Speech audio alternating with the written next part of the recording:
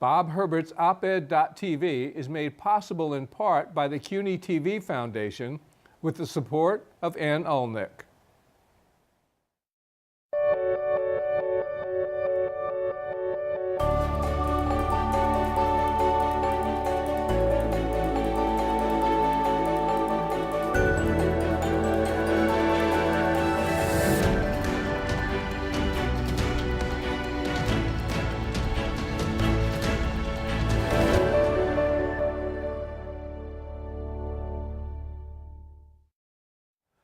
Hi, I'm Bob Herbert. Welcome to OpEd.tv.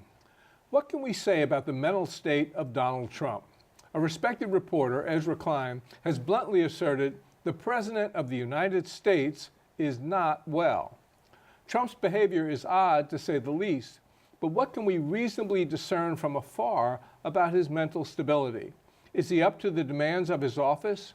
Is he capable of leading our military if war were to break out?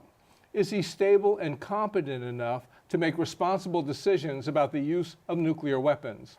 I'll ask my guest, a forensic psychiatrist who has publicly expressed serious concerns about the president's mental capacity and fitness to serve. She's Dr. Bandy X. Lee, an assistant professor of law and psychiatry at the Yale School of Medicine. Dr. Lee, welcome. Thank you for coming in. Thank you for having me. What are the specific concerns or some of the specific concerns that you have about the mental state of the president? First of all, let me say that I speak for myself and not for my university. Mm-hmm. Some of the concerns that we have seen, not just myself, but 27 psychiatrists and mental health professionals who have put our concerns in a book, The Dangerous Case of Donald Trump, centers around his dangerousness. We see a lot of signs, psychological, cognitive, and neurological, but those in the office that hold so much power and access to the most powerful weapons on earth are very concerning to us. And while we cannot make a definitive diagnosis from afar or make any conclusions from afar, the signs are numerous enough and alarming enough that we've been calling for an evaluation. Can you be a little more specific about the signs and the ways in which they might potentially be dangerous? Yes. So the best predictor for future violence is past violence. And Mr. Trump has shown a tendency for violence in terms of verbal aggressiveness, a history of sexual assault, his inciting of violence at rallies, his endorsement of violence in key speeches, which could actually lead to a culture of violence that leads to epidemics of violence, far greater than striking one person at a time. And he has shown an attraction to violence. He goes into an attack mode. He also glorifies violence and powerful weapons. And he has this constant need to burnish a sense of power, which makes him highly attracted to and perhaps tempted to use powerful weapons. The more powerful they are, the more tempting they will be. When you mention a history of sexual assault, you're talking about his comments about groping women, unwanted touching, that sort of thing? Yes, and the credible allegations, as well as his having boasted about them. Right. That is actually more concerning. You mentioned your 27 colleagues, so you held a conference up at Yale. Can you talk about how the idea for the conference came about and how these 27 participants were selected? Although we cannot diagnose from afar, there is still a lot that mental health professionals can tell, because it is our special knowledge to be able to tell apart what is normal from what is pathological.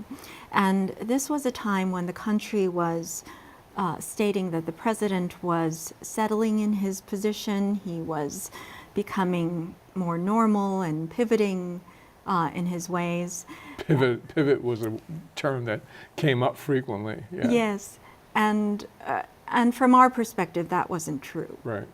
And we were wondering if we had a duty to inform the public if we felt that they were in danger. And in fact, we were concerned about dangerousness from the start. When I asked around to my colleagues, they shared my concerns, and it was in fact rather pretty much a consensus. No one would put their names forth in any of the letters I tried to write to Congress or any statements I was hoping to make. I thought that the silence was rather odd and perhaps a problem, so I decided to organize a conference on So these were whether- mental health professionals who were concerned about the president as you were, but were unwilling to go on the record or sign their name to letters expressing their concern, that sort of thing. Exactly. Right. And so the purpose of the conference was to speak about ethics, the ethics of having, whether we had a duty to warn and educate about the dangerousness of a public figure. But only 20 people showed up to a 500-person auditorium. And when I asked around in private, they said they were afraid of being targeted, either litigiously by a president who uses lawsuits vindictively, and so they would be fighting for their licenses the rest of their careers, or by his violence-prone followers, and that they would be fearing for their own and their family's safety.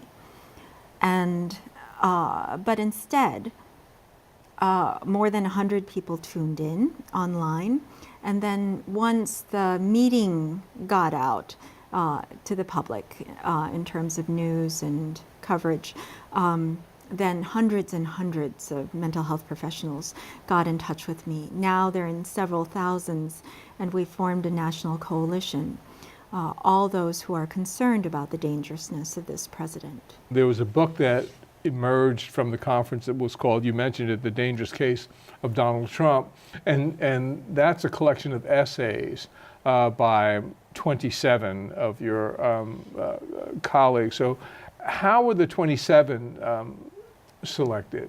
As you can see, it's a very small sample among those who have come forth, and they're very distinguished names, I might add. Yes. It's a collection of people who are considered very distinguished in the field. yes, perhaps the most eminent members of our field, and they have put their reputation forth and their name forward for the good of the public.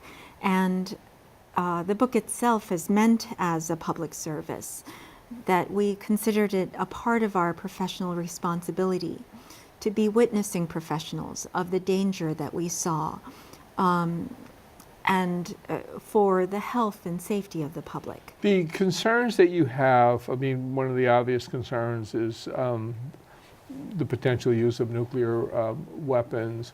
Are there other concerns that you can speak specifically about, or other concerns that some of the folks who wrote these essays have mentioned? Yes, we've been concerned about the dangerousness of having such a mentally unstable person from all that we can see from the signs in such a position of power. And of course, our primary concern and the most urgent concern is the use of nuclear weapons that could annihilate human life on Earth, as well as other forms of life. But there are also different levels of danger that we see that have already borne out. We see from the data that are already out that hate crimes have spiked in unprecedented ways since the day after election and have not abated. There has been widespread schoolyard bullying done in Mr. Trump's name, using his rhetoric, that is also at alarming levels. And there has been an unprecedented escalation in gun deaths since his campaign. There are also many reports of violence by white supremacists. But these are just some of the more obvious ones. What is most concerning is the culture, the foundation for new culture of violence that he is laying, that is far more powerful than perhaps any of these. If you look at how violence is caused, social, cultural, and economic factors play a much larger role in escalation of rates of violence than any individual factors, and even specific causes that individuals might attribute. And that is the part that will probably bear out to be the most significant in terms of the increases in homicides and suicides that we will see in society in general. And that is while not even going into our relationships with other nations, alienating our allies and constantly provoking hostile nations and taunting especially a nation with nuclear power. These are the kinds of things that heighten international insecurity and also lay out a new international culture of wars, nuclear proliferation, and insecurity. One of the things you wrote in The Dangerous Case of Donald Trump is, and this is a quote, "Possibly the oddest experience of my career as a psychiatrist has been to find that the only people not allowed to speak about an issue are those who know the most about it." What did you mean there? Well, I was specifically referring to the American Psychiatric Association's expansion of the Goldwater Rule. And the Goldwater Rule is, explain what that is. Yes, the Goldwater Rule was put in place in 1973 after the experience of Barry Goldwater's run for presidency in 1964, whereby a magazine called Fact put out a survey to 12,000 psychiatrists, and less than 10% wrote back stating that he was unfit to be president.